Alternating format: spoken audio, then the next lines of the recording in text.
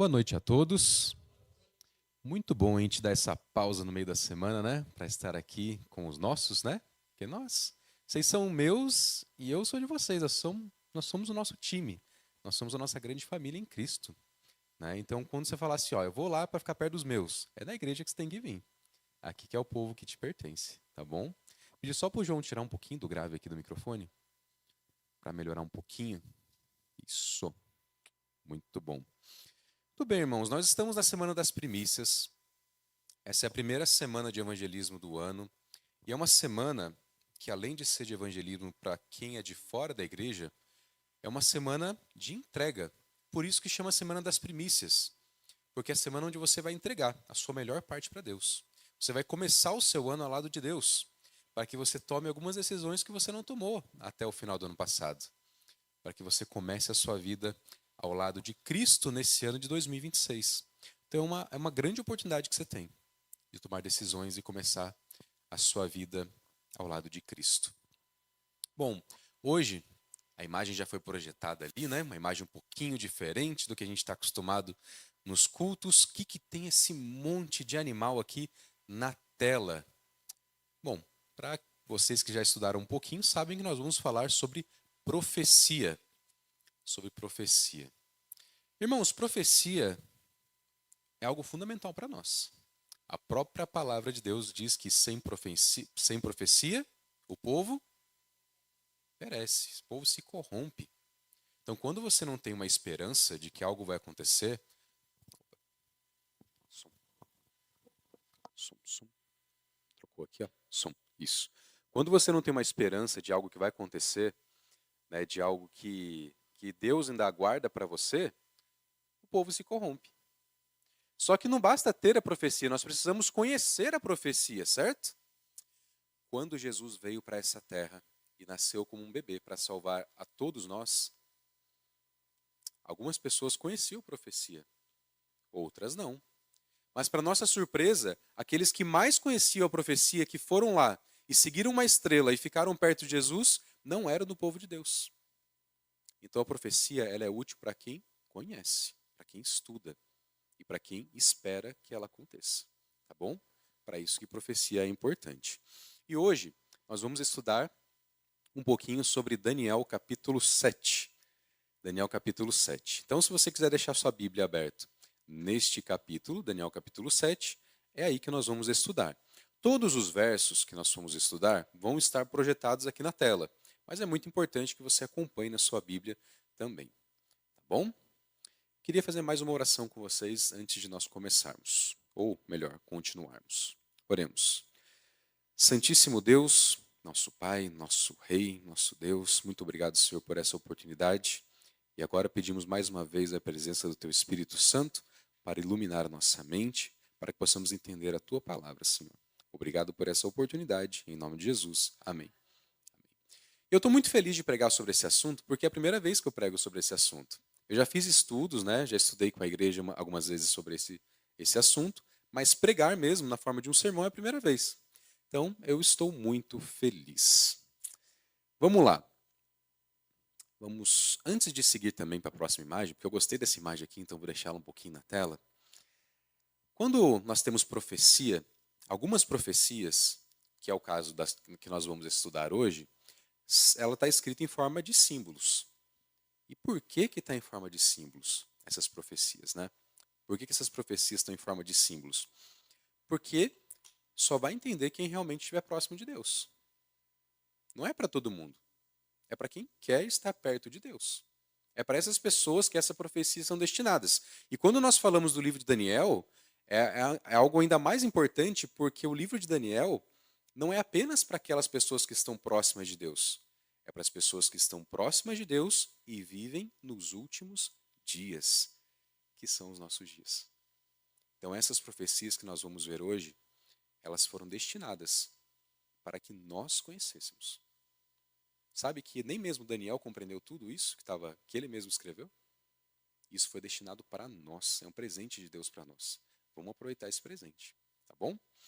Outra coisa, quando nós falamos sobre profecias, sobre símbolos, muitos desses símbolos, as pessoas que viram pela primeira vez, elas conheciam esses símbolos, porque fazia parte do dia a dia deles.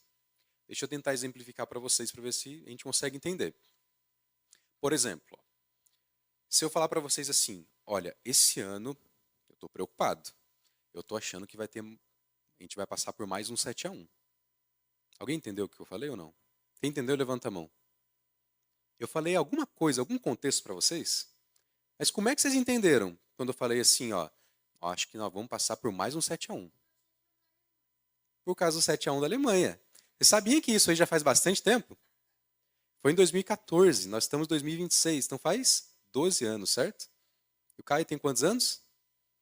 10, ele nem tinha nascido, mas ele conhece. Ele conhece. Por quê? Porque nós somos brasileiros, certo? Para o brasileiro, a Copa do Mundo é muito importante, futebol é muito importante, e a Copa 2014 foi no Brasil, todo mundo estava com expectativa, e o Brasil perdeu de 7-1 para a Alemanha, que é um rival histórico do Brasil. Isso marcou muito para nós.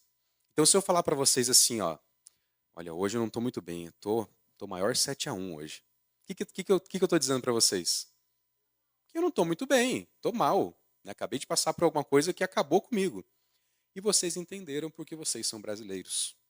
Só que se eu falar esse mesmo comentário para alguém lá nos Estados Unidos, alguém da Inglaterra, alguém da Coreia, da África do Sul, do Japão, eles vão entender? Não. Então, vão ficar com aquela cara de, como diz, né, aquela cara de ué. Não estou entendendo nada que você está falando. Porque isso é para nós. Vocês entendem. Vocês são brasileiros. Então, muitos desses símbolos aqui, os judeus da época entendiam. Outros, nem eles não entendiam, como é o caso do livro de Daniel, que tem muita coisa que ficou para os nossos dias. Tem muitas coisas que estão em Daniel, olha só que interessante, muitos códigos aqui do livro de Daniel, que Deus só foi revelar no livro do Apocalipse. Então, nesse tempo todo de distância entre Daniel e Apocalipse, mais ou menos ali 600 anos, ninguém entendia muitas desses códigos, desses símbolos. Então, Deus se preocupa muito com a gente. A gente precisa aproveitar essa oportunidade, tá bom? Para estudar profecia, nós também temos que estudar história. Então, muitas das coisas dos símbolos da profecia vão ser de linguagens que as pessoas entendiam na época, mas para a gente não faz sentido. Então, a gente precisa estudar um pouco da cultura da época e estudar a Bíblia, obviamente. E muitas das questões da profecia nós vamos aprender através da história também. Tá bom? Então, vamos seguir. Então, começando aqui com Daniel, capítulo 7, nós vamos ler do verso 1 ao verso 3, que diz assim: No primeiro ano de Belsazar, rei da Babilônia, teve Daniel um sonho e visões ante seus olhos. Quando estava no seu leito, escreveu logo o sonho e relatou a suma de todas as coisas. Vamos ver então o que Daniel escreveu. Falou Daniel e disse: Eu estava olhando durante a minha visão da noite, e eis que os 4 ventos do céu agitavam um mar grande. 4 animais grandes, diferentes uns dos outros, subiam do mar. Então já começamos aqui com alguns símbolos. Aqui Daniel está falando sobre vento, sobre mar, sobre animal. Mas é sobre isso que Daniel estava querendo dizer? Não. Isso aqui são símbolos que representam outras coisas. E como é que nós vamos descobrir o que são essas coisas? Para a gente descobrir o que essa frase significa. Nós vamos buscar através da Bíblia. Então, ó, tem essas 3 palavras aqui que nós vimos: ventos, mar ou águas e animais ou bestas em outra versão. Olha que interessante, quando a gente escuta a palavra besta na Bíblia, não dá um negócio meio estranho? Mas besta, na verdade, não necessariamente pode significar alguma coisa ruim. Não necessariamente pode significar alguma coisa ruim. Eu vou explicar daqui a pouquinho para vocês o porquê. Tá bom? Então vamos ver primeiro aqui, ó, lá no livro de Jeremias, nós vamos ler no capítulo 49, versos 36 e 37. E lá nós temos a resposta desse código, que é o vento, aqui na profecia. Vamos ver? Então está aqui, ó.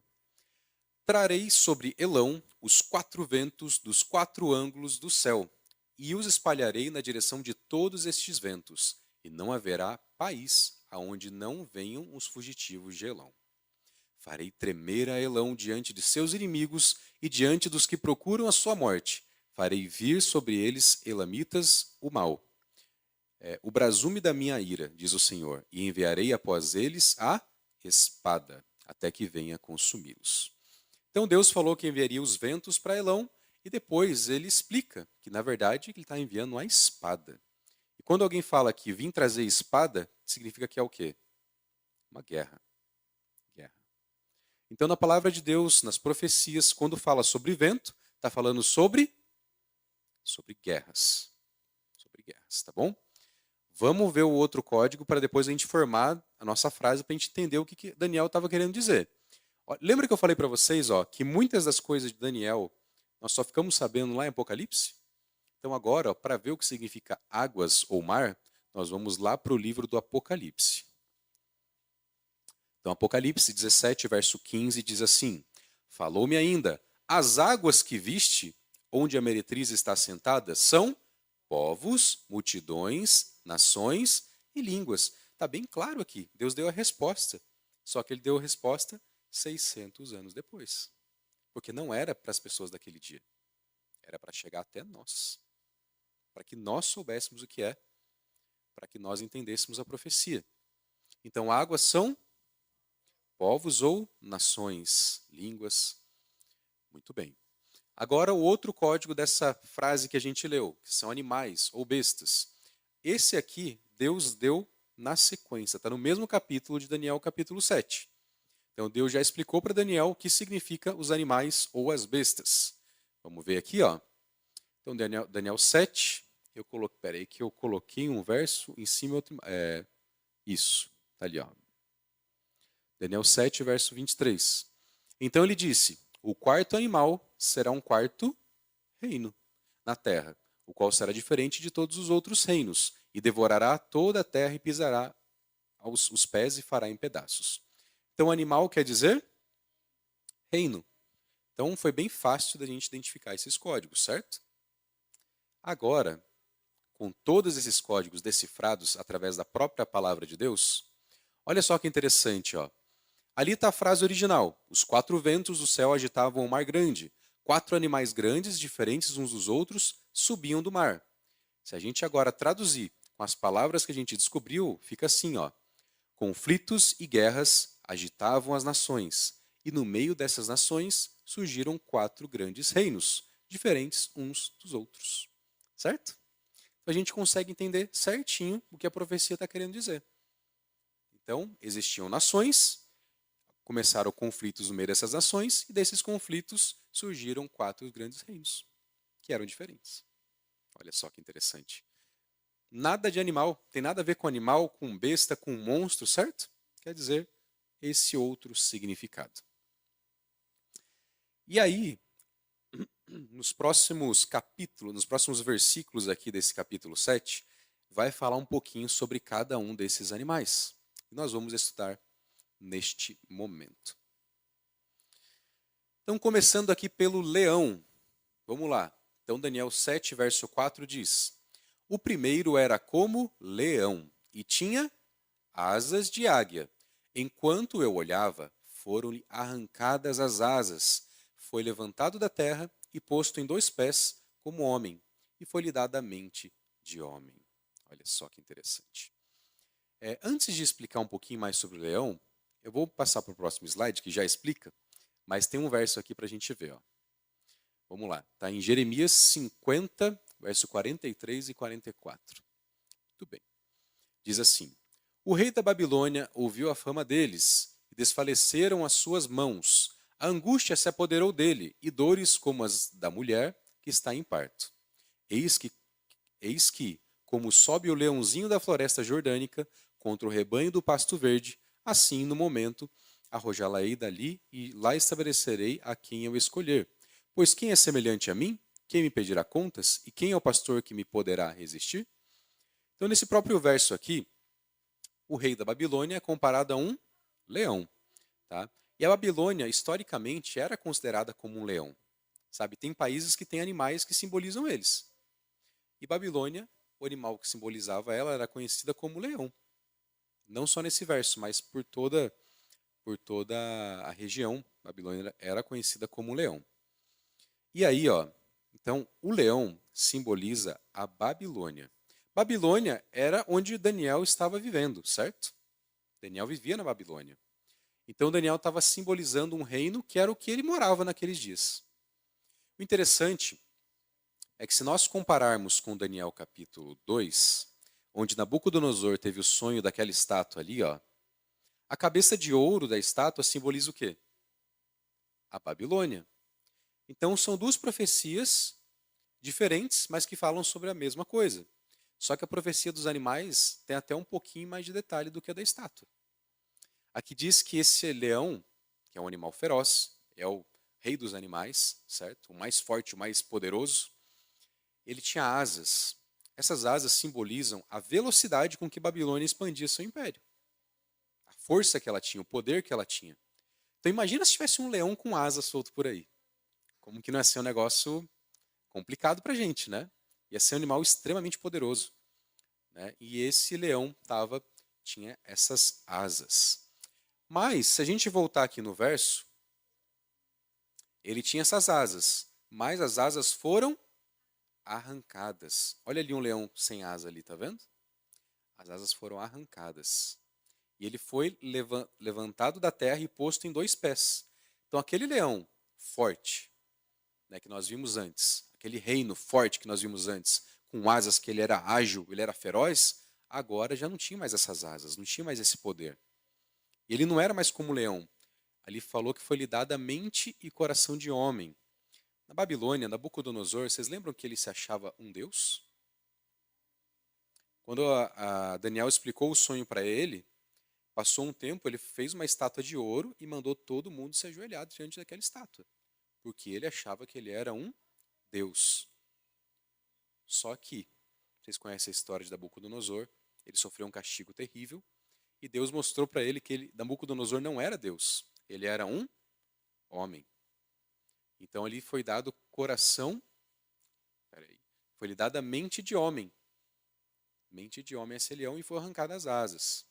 Então mostra um pouquinho sobre a queda, deixa eu voltar aqui, sobre a queda que Babilônia teve em força. No começo era um animal forte, era um reino forte, um reino veloz, um reino imponente, mas ele perdeu essa força. E aí foi uma grande lição também para Nabucodonosor. Bom, depois do leão veio um outro animal aqui na profecia. Então, Daniel agora 7, o verso 5, apesar de estar verso 4 ali, mas é o verso 5, diz: Continuei olhando, e eis aqui o segundo animal, semelhante a um urso, o qual se levantou sobre um dos seus lados. Na boca, entre os dentes, trazia 3 costelas, e lhe diziam: Levanta-te e devora muita carne. Um urso é um animal fraco ou animal forte? Também é um animal muito forte. Mas ele não é conhecido como o rei dos animais, certo? Mas também é um animal muito forte, talvez até ganhe do leão em força. E foi o que aconteceu. Os persas, eles eram um reino tão forte, não eram tão famosos talvez quanto a Babilônia, mas eram um reino tão forte que eles inclusive derrotaram a Babilônia. Vocês viram que o urso tinha 3 costelas na boca, certo? A costela representa alguma presa que o urso teve, certo? Então o urso é um animal que caça outros animais. E que se ele tinha 3 costelas na boca, é porque ele representa ali as 3 conquistas que aquele urso teve. Ele predou outros animais, ou outros reinos. Então essas 3 costelas representam as 3 grandes conquistas que o Império Medo-Persa, que foi o império que veio depois da Babilônia, conquistou. Então a Pérsia, o Medo-Persa, eles conquistaram a Babilônia, a Lídia e o Egito. Por isso que tinham 3 costelas na boca desse urso, as 3 conquistas que esse reino teve. E outro detalhe também que diz nessa profecia é que esse urso ele andava ali, ó, levantou sobre um dos seus lados, ele andava assim, com um lado mais alto que o outro. Por que que esse urso era desse jeito? Será que ele tinha problema no joelho igual eu? Ele ficava meio mancando? Não. É o império, né? Esse urso representa o Império Medo-Persa. Só que o Império Persa, a parte persa do império, era muito mais forte que a parte dos medos. Por isso que esse urso ficava levantado de um dos lados, representando o poder que a Pérsia tinha sobre os medos naquele império. Por isso que ele ficava desse jeito. Tá bom? Então, depois do leão com asas, veio o urso com as 3 costelas na boca. Vamos para o próximo verso ali, vamos dar sequência. Vamos lá. Depois disso, continuei olhando, e eis aqui outro, semelhante a um leopardo, e tinha nas costas 4 asas de ave. Tinha também este animal 4 cabeças, e lhe foi dado domínio. Muito bem. Leopardo também é um animal muito feroz. Não é tão forte quanto o leão, nem tão forte quanto o urso. Só que qual que é a principal característica do leopardo? Ele é um animal muito rápido. Agora imagine um leopardo com 4 asas. Mais rápido ainda. Mais rápido ainda. Rápido no chão, rápido no ar, muito rápido. E são 4 asas, não são só 2. Então é um animal extremamente rápido, né? E na sequência, esse animal representa a Grécia. Por que ele representa a Grécia? Irmãos, a Grécia foi um império que surgiu muito rápido e se expandiu muito rápido. Alexandre o Grande, que foi o grande general ali da Grécia, ele conquistou praticamente o mundo inteiro. O mundo inteiro conhecido daqueles dias. Vocês sabem quantos anos Alexandre o Grande tinha quando conquistou tudo?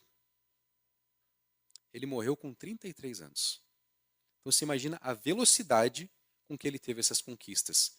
E, irmãos, ele conquistou o mundo inteiro conhecido daqueles dias. O mundo inteiro conhecido.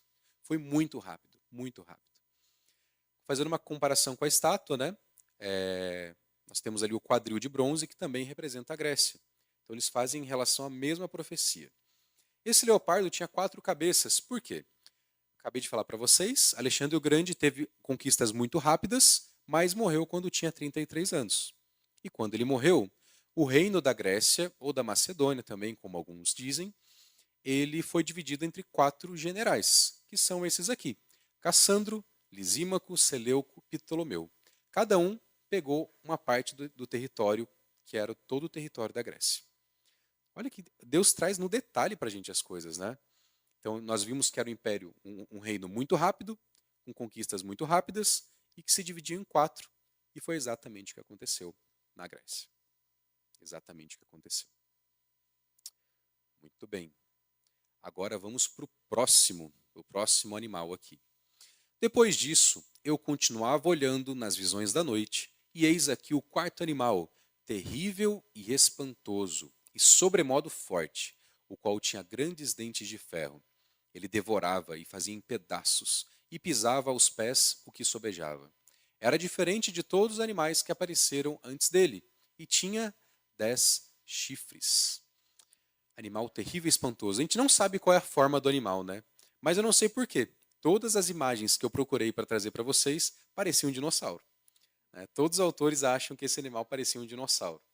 Porque o dinossauro é um animal terrível e espantoso, certo? Espantoso. Eu não queria ver um dinossauro na minha frente. Então, todas as imagens que eu achei era imagem de um lagarto grandão ou de um dinossauro, né? Depois do Império Grego, o grande império que dominou o mundo foi o Império Romano. E ele realmente era terrível. Para a gente começar, né? O Império Romano foi o império onde Jesus veio e onde Jesus morreu. E a forma com que Jesus morreu foi terrível. Terrível. Eles eram cruéis. Só que eles também eram muito inteligentes. Eles assimilavam um pouquinho da cultura de todo mundo que eles dominavam. Por isso que esse império era diferente dos outros. Diferente dos outros. Lembra, né? Lá na estátua de Daniel capítulo 2, as pernas ali eram de ferro. E esse animal aqui é representado com dente de ferro, usando um pouquinho daquele símbolo do ferro nestes 2 exemplos. Tá bom? Então, o animal terrível e espantoso, ele representa o Império Romano. Só que, olha só que interessante, esse animal ele tinha quantos chifres na cabeça dele? 10 chifres, né? E chifre, na profecia, também significa poder ou reino. Poder ou reino. Então, a partir desse animal, que era terrível e espantoso, surgiria em algum momento 10 outros reinos, que são representados pelos 10 chifres, que, se a gente for fazer uma ligação com a estátua, simboliza os pés da estátua, que tinham quantos dedos? 10 dedos. 10 dedos. Então, olha só que interessante. 10 dedos na estátua, 10 chifres ali naquele animal, simbolizavam a mesma coisa. Eu não vou ler todos para vocês aqui, mas esses são os 10 reinos, tá? Que surgiram a partir do Império Romano. Todas essas tribos bárbaras. Formada na Europa, a partir ali de Roma, tá bom? Vamos lá, vamos continuar aqui. Vamos lá. Então, Daniel 7, agora no verso 8, diz: Estando eu a observar os chifres, eis que entre eles subiu outro pequeno. Não sei se dá para ver aqui, ó. Na imagem anterior, tinham 3 chifres aqui, certo? Na frente aqui. Só que agora, ó, sumiram aqueles 3 chifres e agora tem um chifre menorzinho, um chifre pequeno. Eis que entre eles subiu outro pequeno, diante de qual 3 dos primeiros chifres foram arrancados. Então, como a gente entendeu que chifre é poder ou reino, se surgiu um chifre e 3 foram arrancados, o que isso significa? Não. 3 reinos caíram para um poder surgir, né? Então, ó, eis que entre eles subiu outro pequeno, diante de qual 3 primeiros chifres foram arrancados. Então, por esse chifre pequeno ter nascido, por esse reino pequeno ter nascido, 3 reinos foram eliminados. Tá bom? Eis que nesse chifre havia olhos, como de homem, e uma boca que falava com insolência. Agora começou a ficar mais difícil, né? Começou a ficar estranha essa profecia. Vamos entender o que está acontecendo. Olha só, esse chifre representa o poder do papado, poder papal, que surgiu também. Lembra, esse chifre também surgiu ali daquele animal terrível e espantoso, que representava Roma, certo? Então esse poder do chifre pequeno, ele tinha que surgir também de Roma. E, se nós analisarmos a história, quando o poder do papado começou, 3 reinos caíram, que foram os ostrogodos, os vândalos e os érulos. E sabe por que eles caíram? Esses 3 reinos aqui eram reinos germânicos, e eles eram cristãos arianos. E naqueles dias, né, cristãos arianos, eles eram considerados hereges pelo papado. Ou seja, o papado não gostava do que eles faziam, do que eles pregavam, do que eles ensinavam. Então, o papado, que estava começando a virar um reino forte, começou a perseguir esses países. E através da pressão que o Papa fez ali, o império dos bizantinos destruíram esses 3 povos, por causa do papado. Não sei se vocês estão acompanhando hoje as notícias, né? Mas vocês viram que está uma briga por causa da Groenlândia, do Trump, já viram? E ele está começando a pressionar ali outros povos para ajudarem ele, para deixar ele tomar a Groenlândia. Da mesma forma que ele está fazendo isso, o papado pressionava também. Ele não queria, o papado não queria que esses povos continuassem pregando essas doutrinas arianas. Então, por conta da pressão do papado, esses 3 povos foram minados. Tá bom? Todo o poder que eles tinham acabou.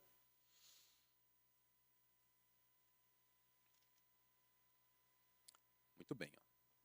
Então, ó, aqui é a resposta, né? Por que a gente fala que o chifre significa reino ou poder? Tá ali, ó. Resposta em Daniel 7:24.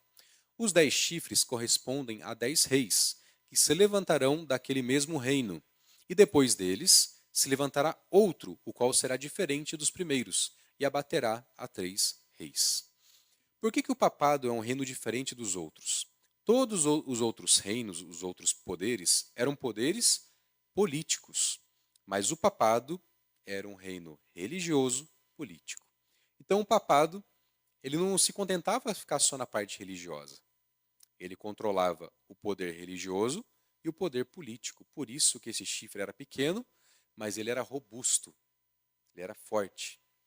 Vocês podem ver que o Vaticano é um país pequenininho, né? É bem pequenininho. Só que ele manda no mundo inteiro. Até hoje. Até hoje. Por isso que o chifre aqui ele é descrito como um chifre pequeno. Porque em área ali, o tamanho do reino é pequeno. Mas o poder dele é muito, muito grande. Vamos lá. Agora em Daniel 7:25, né? Continuando. Esse chifre, vocês lembram que o chifre tinha boca e tinha olho, certo? E olha só para que ele usava a boca dele. Proferirá palavras contra o Altíssimo, magoará os santos do Altíssimo e cuidará em mudar os tempos e a lei. E os santos lhe serão entregues nas mãos por um tempo, 2 tempos e metade de um tempo. Aqui fala que ele proferirá palavras contra o Altíssimo.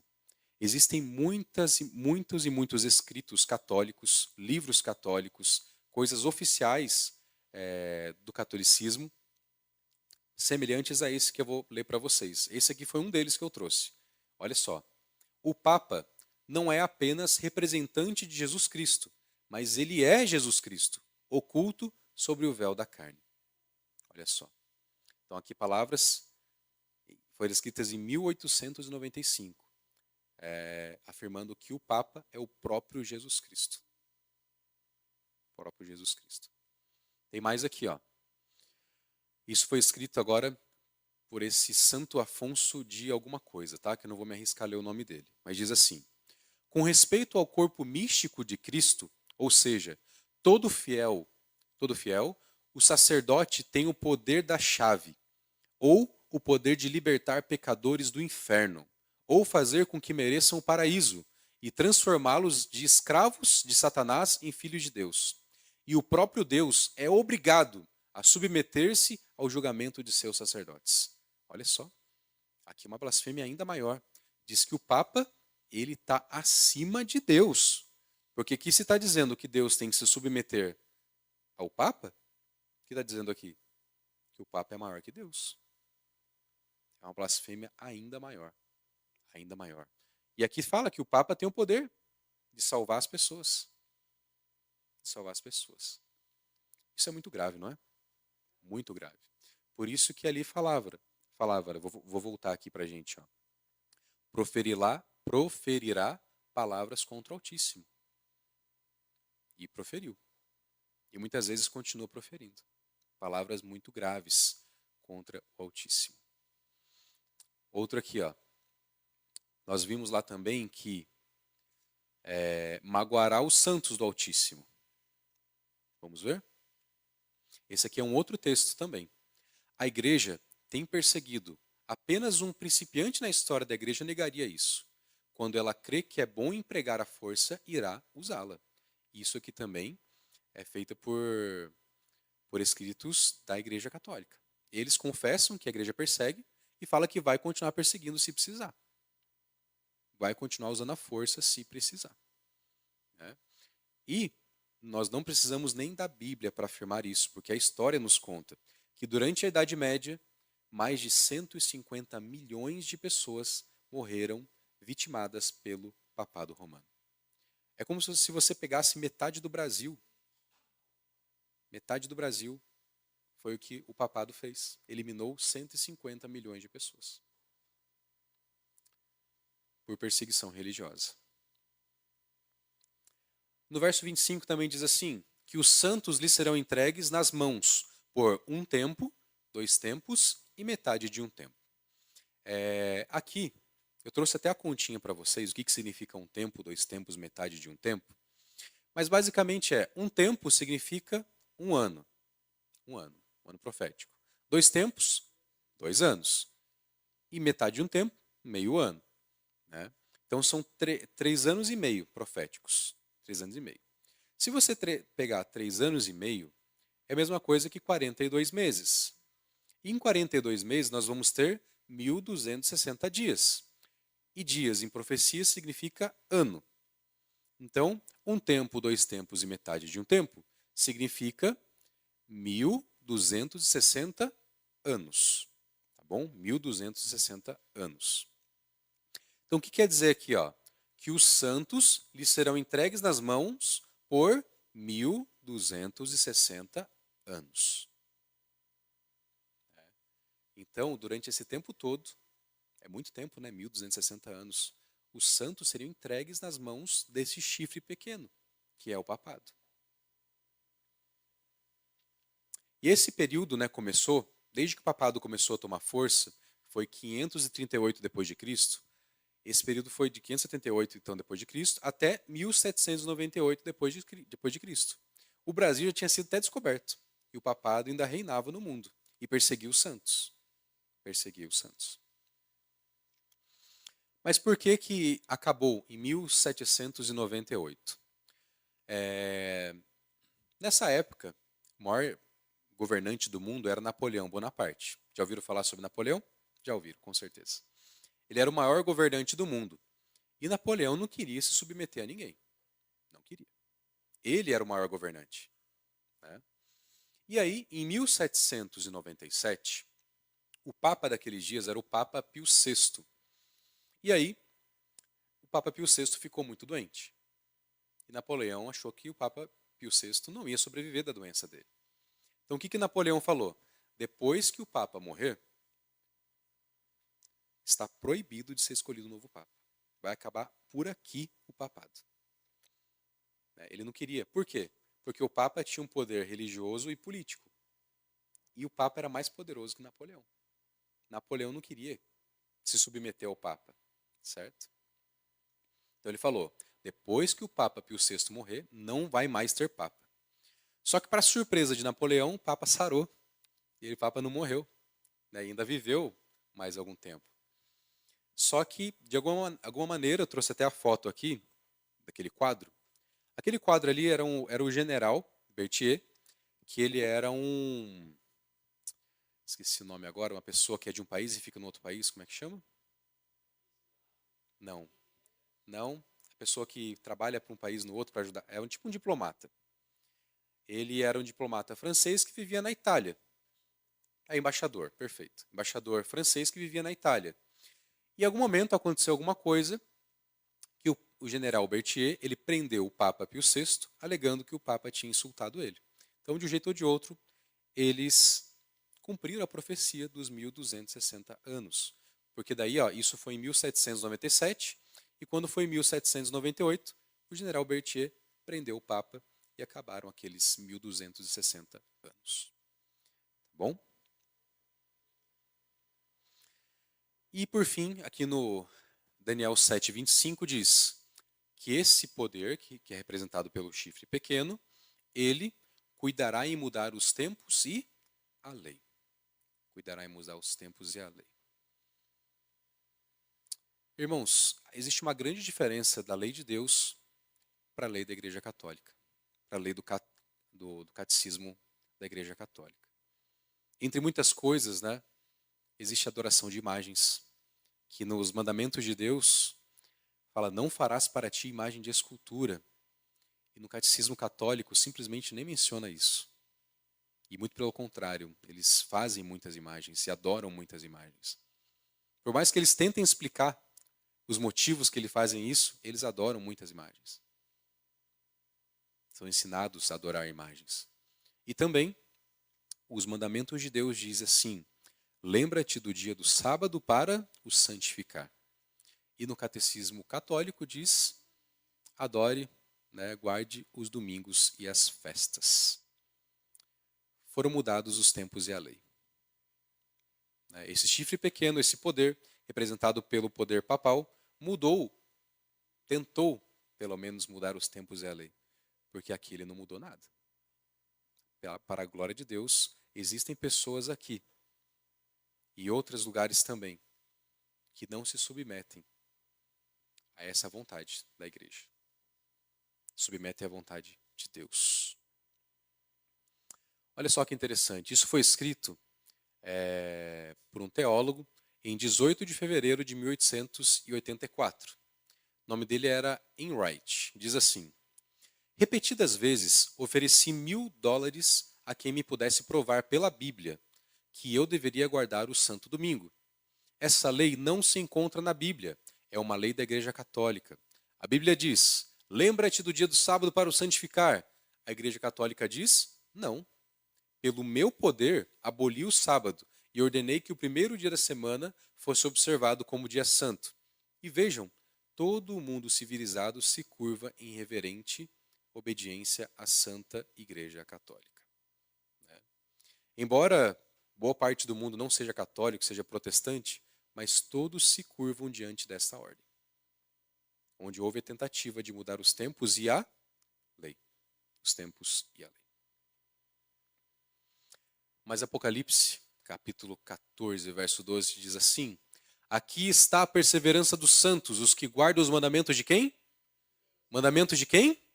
De Deus e a fé em Jesus. Nós não estamos aqui, irmãos, na nossa jornada para obedecer a homens. Nós não estamos aqui para obedecer à igreja. Nós estamos aqui para obedecer a quem? Deus. Nós estamos aqui para guardar os mandamentos de Deus. E é isso que Deus espera de nós. Porque esse verso aqui, irmãos, não está no Antigo Testamento. Esse verso está em Apocalipse, o último livro da Bíblia, que conta um pouquinho sobre a jornada dos últimos dias. E nos últimos dias, os santos estarão guardando os mandamentos de Deus. Não é coisa do passado, não é coisa dos judeus, é coisa dos santos dos últimos dias. Nós. É isso que Deus espera de nós. Irmãos, tudo isso que eu falei para vocês sobre profecia, claro que é muito legal a gente conhecer tudo o que aconteceu no passado, mas eu falei para vocês sobre todas essas profecias, porque eu queria falar para vocês que tudo isso se cumpriu. Tudo isso se cumpriu. E se tudo isso se cumpriu, tudo o que está escrito para frente também vai se cumprir. E se isso se cumpriu, quando Jesus nos disse assim, eu vou preparar-vos um lugar, isso também vai se cumprir. E quando Jesus fala assim, eu virei, ele vai vir. E quando ele fala assim, e eu vou levar vocês comigo, é porque ele vai levar. Vai levar. Amém? Então, essas palavras da profecia, irmãos, servem para nos fortalecer, saber que Deus promete e Deus cumpre. Nós não somos, infelizmente, nós não somos assim. Muitas vezes nós prometemos e não cumprimos, mas Deus promete e Deus cumpre. E por fim, o mundo em que nós estamos vivendo, irmãos, tem muitas coisas erradas. Muitas coisas. Né? Eu sei que você faz muitas coisas erradas. Eu também faço. Nós somos pecadores. Pecadores. E nós vivemos no mundo corrompido. Só que não é porque o mundo está corrompido que você tem que viver de acordo com ele. Não é porque a maioria das pessoas fazem coisas erradas que você tem que fazer também. Na verdade, Deus espera algo completamente diferente de você. E se você acha que está muito difícil, você acha que as pessoas que estão na sua volta ali dificultam a sua santidade, lembra de uma coisa. Nos dias de Noé, o mundo inteiro estava corrompido. Todo mundo fazia uma coisa e Noé fazia outra. Mas quem que estava certo? Noé. Noé estava certo. Daniel, que escreveu tudo isso que a gente leu aqui, ele morava na Babilônia. Todo mundo fazia errado e ameaçava a vida dele, porque ele queria fazer o certo. Mas quem que estava certo? Daniel. Então, irmãos, não é porque todo mundo está fazendo errado que você vai fazer errado também. Aqui nós falamos sobre sábado, sobre domingo, mas existem tantas outras coisas que você pode olhar para a sua vida e perceber que você não está fazendo de acordo com a vontade de Deus. Seja na sua alimentação, talvez, na sua devoção a outras coisas que você nem percebe. O gasto do seu tempo com outras coisas que não são para Deus. Não é verdade? A forma com que você usa o seu dinheiro para fazer coisas e comprar coisas que não são da vontade de Deus. A forma com que você assiste sua televisão. A forma com que você tem seus relacionamentos, suas conversas. A honestidade que você tem no seu trabalho, nos seus negócios. Tudo isso, irmãos, precisamos fazer de acordo com a vontade de Deus. Quer vocês comam, quer vocês bebam, façam tudo para a glória de Deus. E diante disso, irmãos, olhando para tudo que o mundo ensina de errado, para tudo que o mundo faz de errado, eu queria fazer um convite para vocês. Qual desses senhores você vai servir? Você vai servir algum líder religioso? Você vai servir ao mundo? Vai servir ao dinheiro? Ou vai servir a Deus? Isso faz muitos anos já. Pode passar para a gente. Faz muito tempo já que essa frase foi dita. Para quem você vai servir? Eu e a minha casa serviremos ao Senhor. Isso foi dito por Josué há muitos anos atrás. Ele também passava por conflitos. Não é só você hoje que passa por conflitos. Ele, vivendo no meio do povo santo de Deus, tinha que tomar essas decisões. Na época dele eram outras coisas. Era um Baal. Era Deus ou Baal. Aí, na Idade Média, teve a Igreja Católica que fez tudo isso. Mas talvez hoje você, a Igreja Católica, nem tenha influência sobre a sua vida. Porque ela não tem influência sobre a minha vida. Eu já nasci aqui, na igreja. Mas tem outras coisas que podem ter influência na minha vida que desviam o meu olhar de Deus. Então eu queria que você, neste momento, refletisse. a qual Senhor você vai servir. Mas saiba que se você servir a Deus, você está do lado vitorioso. Amém?